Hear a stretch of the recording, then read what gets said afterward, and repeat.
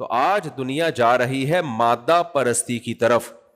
آپ ٹک ٹاک پہ، فیس بک پہ، یوٹیوب پہ، ہر جگہ آپ کو پیسہ پیسہ پیسہ پیسہ، دولت، عزت، شہرت، پیسہ. جب اللہ آپ کی زندگی میں ان نہیں ہوگا تو پھر ظاہر ہے مادہ پرستی ہوگی نا. کامیابی کی ڈیفینیشن ہی چینج ہو جاتی ہے اگر آپ کی زندگی میں مذہب نہیں ہے. نقل کفر، کفر نباشت. تھوڑی دیر کے لیے مذہب کو اپنی زندگی سے نکال دو تو پھر کامیاب کون ہے؟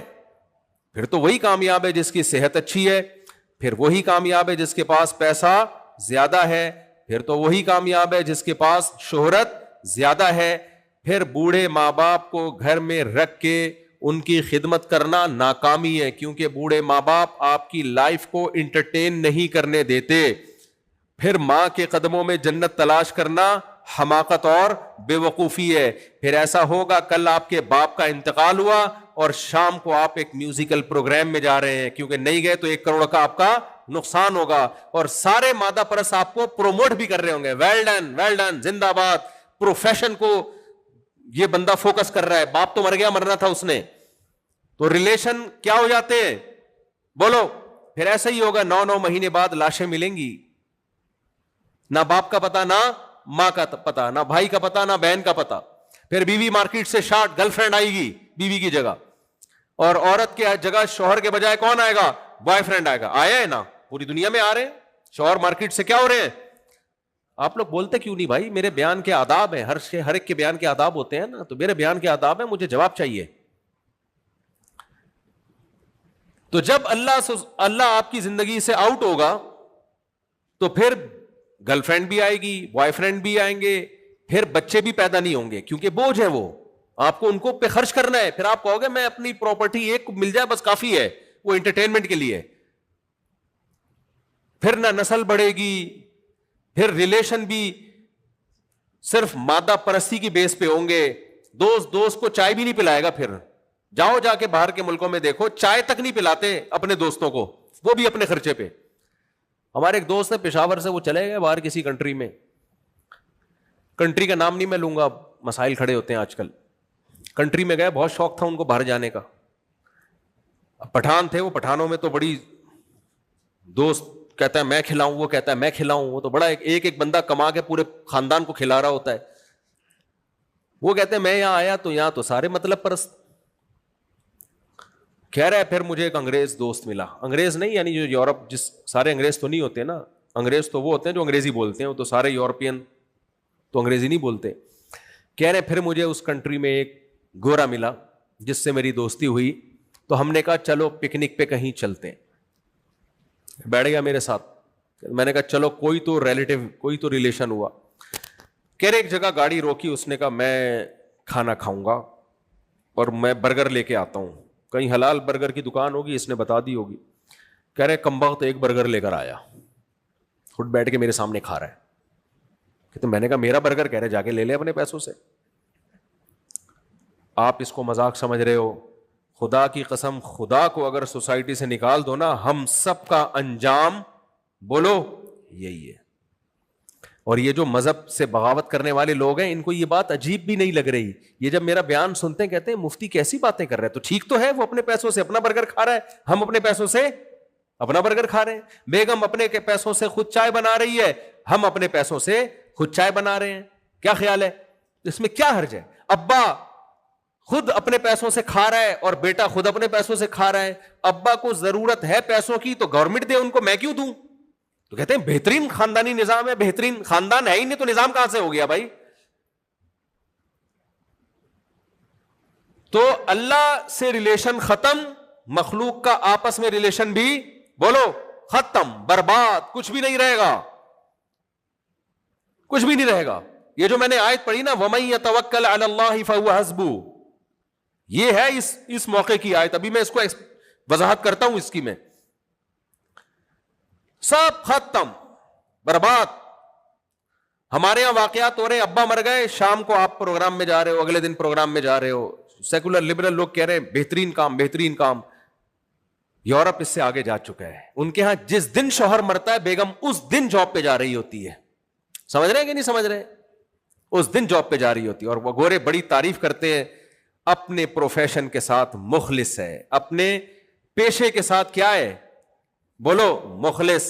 ہسبینڈ مر گیا لیکن جاب سے چھٹی نہیں کی, یہ ہے انسانیت. باپ کا انتقال ہو گیا مگر ٹماٹر کی ریڑھی اس دن بھی لگا رہا ہے. ماں مر گئی ہے اسی دن لیکن آپ اس دن گول گپے بیچ رہے ہیں. اس کا مطلب یہ نہیں ہے کہ آپ کو ٹماٹر کی ریڑھی سے محبت ہے. اس کا مطلب یہ ہے کہ جتنی ٹماٹر سے محبت ہے نا, ماں سے اتنی بھی, بولو اتنی بھی نہیں ہے. اصل میں تو یہ ہے, اتنی بھی نہیں ہے ماں سے. تو اسلام جب اللہ زندگی میں ہوگا تو پھر کیا ہوں گے آپس میں, بولو ریلیشن ہوں گے. کیسے ہوں گے ریلیشن؟ مادہ پرستی پتہ ہے کیا کہتی ہے؟ مادہ پرستی لوگ یہ کہتے ہیں کہ سب کچھ اسباب سے ہوتا ہے. سب کچھ کس سے ہوتا ہے؟ اسباب سے. بات صحیح ہے, سب کچھ اسباب سے ہوتا ہے, لیکن جہاں اللہ کہہ دے کہ یہاں اسباب سے نہیں ہوگا, میرے ارادے سے ہوگا, تو پھر عقل کو اللہ کے سامنے قربان کر دینا چاہیے, کیونکہ اللہ سے زیادہ ہماری عقل نہیں ہو سکتی. مثال کے طور پر مادہ پرس آدمی کی نظر میں کامیابی کی ڈیفینیشن کیا ہے؟ جب اللہ نہیں ہے تو ظاہر ہے اسباب ہے, اور اسباب میں دولت, صحت, شہرت, یہ سب کچھ ہے یا نہیں ہے؟ تو یہ سب چیزیں دوسروں کے لیے قربان کرنے سے اسباب یہ کہتے ہیں کہ یہ چیزیں کم ہو جاتی ہیں. آپ کی لائف میں خوشیاں بھی کم ہو جاتی ہیں, کیونکہ خوشی کے اسباب یہ اختیار کرو. اور خوشی کے اسباب کیا ہے؟ ذمہ داریوں سے جان چھڑانا. اس سے انسان کیا ہوتا ہے؟ خوش. تبھی وہ ابا اور اماں کو اولڈ ہاؤس میں جمع کرا دیتے ہیں, کیونکہ گھر میں رہیں گے ٹینشن دیں گے. تو اس لیے بہتر حل کیا ہے خوشیوں کا؟ ابا کو کہاں رکھا جائے؟ بولو اولڈ ہاؤس میں. اماں کو کہاں رکھا جائے؟ بولو اولڈ ہاؤس میں. بیوی پہ خرچ کرنے سے خوشی کم ہوگی, پیسے کم ہو جائیں گے, لہذا بیوی خود کما کے خود کھائے, اس پہ خرچ کرنے کی ضرورت بولو نہیں ہے. بچے بھی مت پیدا کرو, کیونکہ بچے پیدا ہوں گے تو ذمہ داریاں بڑھیں گی. ذمہ داریاں بڑھنے سے خوشیاں زیادہ نہیں ہوتی بلکہ خوشیاں کم. تو انڈیویجول لائف ہر شخص گزارے اور اسٹرگل کر کے دولت, عزت, شہرت کمائے, اور بالآخر مرنے کے بعد پھر قبر میں ٹینشن زیادہ ہے. قبر مہنگی بھی ہوتی ہے, اس کے لیے جگہ بھی چاہیے, اور پھر نماز جنازہ اور یہ سب مسلمانوں کے جو مسائل ہیں, کفن وفن, یہ سب چیزوں سے بچنے کے لیے آج کل ان ملکوں میں ایک نیا طریقہ آیا ہے. بھائی مردے کو آپ لٹائیں پھٹے پہ اور اوون میں ڈالیں, آپ چند سیکنڈوں میں تکا کباب آپ کی خدمت میں پیش. نہیں آئی میرا خیال ہے بات؟ تو ان کی لائف میں انجوائمنٹ ہی انجوائمنٹ. مرنے کے بعد بھی ٹینشن, بھائی مر گیا تو کیا کریں؟ کریں قبر میں کیڑوں نہیں کھانا ہے نا اس کو. تو بھائی تو مرا ہے تو بعد والوں کو ٹینشن کیوں دے کے جا رہا ہے؟ ہمارے یہاں کوئی بندہ مر جائے تو غسل ہے, کفن ہے, پھر قبر ہے, پھر اس قبر پہ دعائیں بھی ہیں, پھر وغیرہ وغیرہ, پھر اصحال ثواب, اور ابا کے لیے کنواں. اور مسجد میں دیکھا ہو نا, یہ جمشید بھائی, مرحوم جمشید کے لیے, کوئی مرحوم جو بھائی جو نہ ہو زندہ ہوں ان سے پیشگی معذرت, بہت سے جمشید مرحوم بھی تو ہے نا, تو یہ پنکھا جمشید مرحوم کے لیے. مسجدوں میں دیکھا ہوگا, اب تو کم ہو گیا, پہلے بہت لکھا ہوتا تھا. یہ جو دریا ہے یہ فلاں صاحب کے اصحال ثواب کے لیے, یہ ہوتا ہے لوگوں میں. تو اب مجھے ایک بات بتاؤ, تو جب آپ کی زندگی میں مذہب نہیں ہوتا نا, تو تمام تر ٹینشنوں, ذمہ داریوں سے آپ آزاد ہوتے ہو, کیونکہ آپ کی سوچ یہ ہوتی ہے کہ ذمہ داریوں سے آزاد ہونے سے میری خوشیاں بڑھیں گی. سمجھ میں آ رہی ہے بات کہ نہیں آ رہی؟ انسانی عقل یہی کہتی ہے. انسانی عقل کہتی ہے بیوی اور بچوں پہ خرچ کرو گے یا ماں باپ کو اولڈ ہاؤس میں جمع کرنے کے بجائے اپنی رسپانسبلٹی پہ گھر میں پالو گے تو آپ کی آمدن بڑھنے کے بجائے کم ہو جائے گی. دنیا میں کوئی ماہر شماریات, اکاؤنٹنگ کا ماہر ایسا ہے جو کہتا ہے کہ خرچ کرنے سے آمدن بڑھتی ہے؟ ساری دنیا کے سارے انسان اس بات پر متفق ہیں کہ آمدن سیونگ سے بڑھتی ہے, خرچ کرنے سے کم ہوتی ہے. سمجھ میں آ رہی ہے بات کہ نہیں آ رہی ہے؟ لیکن مذہب کچھ اور کہتا ہے. مذہب کہتا ہے کہ آمدن سیونگ سے بڑھتی ہے، بے شک، لہذا سیونگ کیا کرو، لیکن جہاں اللہ نے خرچ کرنے کا حکم دیا وہاں خرچ کرنے سے آمدن بڑھتی ہے۔ اب جو اپنی عقل کو اللہ سے زیادہ، اپنے آپ کو اللہ سے زیادہ عقل مند سمجھتے ہیں نا، وہ کہتے ہیں یہ بات ہماری سمجھ میں نہیں آتی، کہتے ہیں ہم نہیں مانتے، لہذا وہ صدقات و خیرات نہیں کرتے۔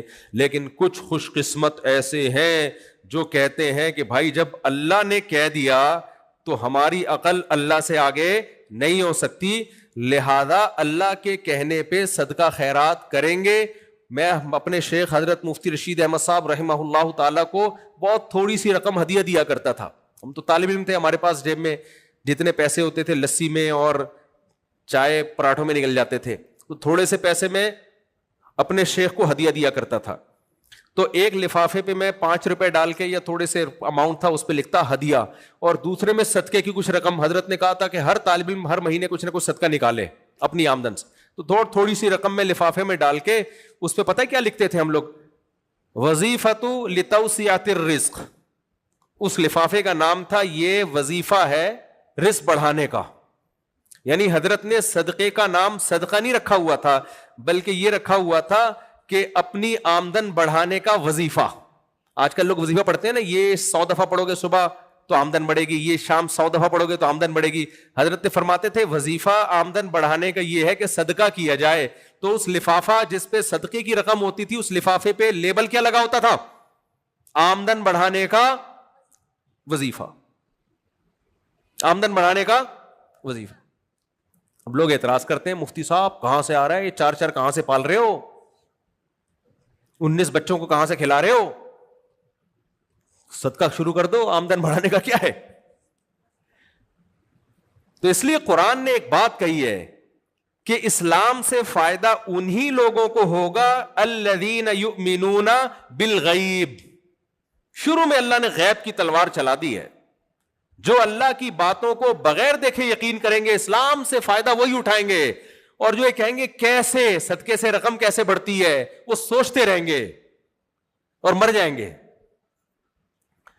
اسلام نے ہمیں بتایا وَمَن يَتَوَكَّلْ عَلَى اللَّهِ فَهُوَ حَسْبُهُ، جو اللہ پہ توکل کرتا ہے اللہ اس کے لیے کافی ہے۔ تو توکل کا موقع کیا ہے؟ جہاں اسباب یہ کہہ رہے ہوں کہ کامیابی اس میں ہے اور اللہ یہ کہہ رہا ہو کہ کامیابی اس میں نہیں ہے، اسباب اور اللہ آپس میں ٹکرا رہے ہوں، تو وہاں جو اسباب کو سامنے رکھ کے زندگی گزارے گا تو یہ اس کی علامت ہوگی کہ اس کا اللہ پہ اعتماد اور توکل نہیں ہے، اور جو اللہ کے آرڈر کو سامنے رکھ کے زندگی گزارے گا یہ اس کی علامت ہوگی یہ اسباب کو اصل نہیں سمجھتا، یہ اسباب بنانے والے کو اصل سمجھتا ہے۔ سمجھ میں آ رہی ہے بات کہ نہیں آ رہی ہے؟ آپ بیمار ہیں، آپ اللہ پہ توکل کر رہے ہیں کہ میں اللہ پہ توکل کرتا ہوں، علاج نہیں کرتا، مر جائے گا آپ، تو یہ توکل نہیں ہے، کیونکہ یہاں اسباب اور اللہ کا حکم آپس میں ٹکرا رہے ہیں، آپس میں نہیں ٹکرا رہا۔ اللہ نے کب کہا کہ علاج نہیں کرو؟ بھائی آپ جاب نہیں کر رہے، کاروبار نہیں کر رہے، لوگ کہتے ہیں پیسہ کیسے آئے گا، آپ کہیں اللہ پہ اعتماد، اللہ کھلائے گا۔ تو بھائی اللہ نے تو حکم دیا ہے کاروبار کر، دکان چلا، جاب کر، یہاں اللہ کا حکم اور اسباب آپس میں بولو ٹکرا رہے ہیں؟ بولو نا یار، کیوں نہیں بولتے آپ؟ نہیں ٹکرا رہے تو نہیں بولنا، کون سا کیا جا رہا ہے آپ کا؟ آپ دکان کھول کے بیٹھتے ہی نہیں ہو، دوپہر 2 بجے دکان کھولتے اور 3 بجے چھٹی کر کے گھر آ جاتے ہو، بیگم بول رہی ہے، بچے بول رہے ہیں ابا ایسے دکان کہاں چلے گی، آپ بولتے ہو چلانے والا کون ہے؟ کون ہے چلانے والا؟ اللہ۔ پھر مثالیں دیتے ہو، دیکھو وسیم کے پاس فری پھوکٹ کا کیسے پیسہ آ گیا، اس کی تو کوئی دکان نہیں ہے۔ تو یہ غلط توکل ہے، یہ وہ، کیونکہ یہاں دکان کو ٹائم دینا اور اللہ کا حکم آپس میں بولو نہیں رہے ہیں، ٹکرا ہی نہیں رہے۔ اللہ نے کب کہا کہ دکان پہ نہیں بیٹھ، لیکن دکان ہے اور ادھر جماعت کی نماز کا ٹائم شروع ہو گیا ہے، ادھر لمبی لائن ہے گاہکوں کی، کسٹمر کی، اب شٹر گرا کے جماعت سے نماز پڑھنے میں لگ رہا ہے کہ میرا بزنس کا لاس ہوگا، اتنے سارے کسٹمر یہاں سے ٹوٹ کے غفار کی دکان پہ چلے جائیں گے اور مجھ سے یہ ٹوٹ جائیں گے۔ ایسے موقع پہ اللہ کیا کہتا ہے؟ دکان کھولو یا بند کر کے مسجد میں جماعت سے نماز پڑھو. بولو نا ادھر توجہ. یہاں اللہ کا حکم اور کمانے کے اسباب آپس میں ٹکرا رہے. ایسے موقع کے لیے یہ آیت ہے وَمَن يَتَوَكَّلْ عَلَى اللَّهِ, جو اللہ پہ اعتماد کرتا ہے اللہ اس کے لیے کافی ہو جاتا ہے. وَيَرْزُقُهُ مِنْ حَيْثُ لَا يَحْتَسِبْ. اب سوال پیدا کیتی کیسی عجیب آیت ہے. اللہ کہتے ہیں میں اس کے لیے کافی اور اس کو روزی دوں گا. اب انسانی عقل کہتی ہے روزی کیسے دے گا اللہ؟ روزی کے اسباب پہ تو میں لات مار کے آ رہا ہوں. دودھ کی دکان ہے لائن لگی ہوئی ہے, کپڑے کی دکان ہے لائن لگی ہوئی ہے, اور میں دکان بند کر کے نماز پڑھ کے آ رہا ہوں. تو اسباب تو نہیں, اسباب تو رزق پہ لات مارنے کے پیدا ہو رہے ہیں, اور اللہ کہہ رہے ہیں روزی دوں گا. اس کا اللہ نے اگلی آیت میں جواب دیا, فرمایا وَيَرْزُقُهُ مِنْ حَيْثُ لَا يَحْتَسِبْ, وہاں سے دوں گا جہاں سے تمہارا گمان بھی نہیں ہوگا. تمہارا گمان تو یہاں سے روزی ملتی ہے اور اس روزی پہ میں لات مار رہا ہوں, تو اللہ کہے گا وہاں سے دوں گا جہاں سے تمہارا گمان نہیں ہے, وہاں سے دوں گا. دوں گا کیسے یہ چھوڑ دو, کیونکہ اگر تم نے سوچ لیا تو تمہارے گمان میں آ گیا نا. تبھی علماء کہتے ہیں وہاں سے روزی آنا جہاں سے گمان ہی نہ ہو, یہ ایک ظاہری علامت ہے کہ یہ خاص کس کی طرف سے گفٹ ہے؟ یہ اللہ کی طرف سے گفٹ ہے, آپ کی کسی نیکی کے صلے میں. تو میرے بھائی صدقہ